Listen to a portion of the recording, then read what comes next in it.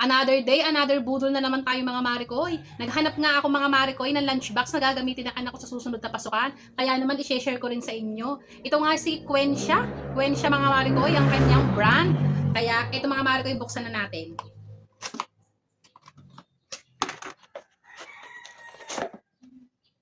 Tapon na natin mga Marikoy ang box niya. Charot. Ayan mga Marikoy.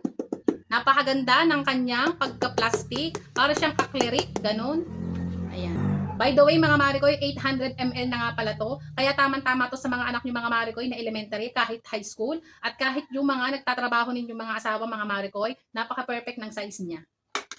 Ito yung pinakaloob niya. May kasama na nga yung, ano bang tawag dito? Sport mga Marikoy, ayan.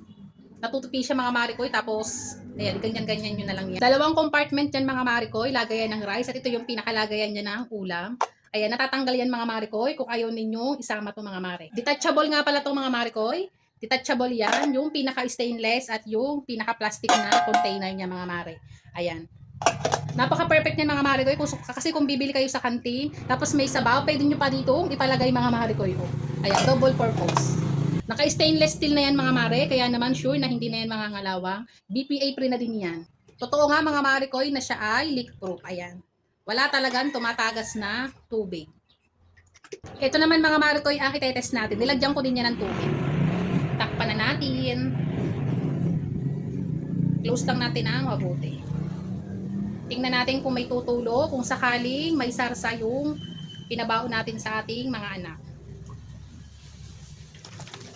Wow. Partida mga Marikoy, walang silicone yung mga gilid nito ha, pero hindi siya tumatagas. Ayan mga Marikoy, hindi tumatagas yung lagayan ng ulam. Tuyo.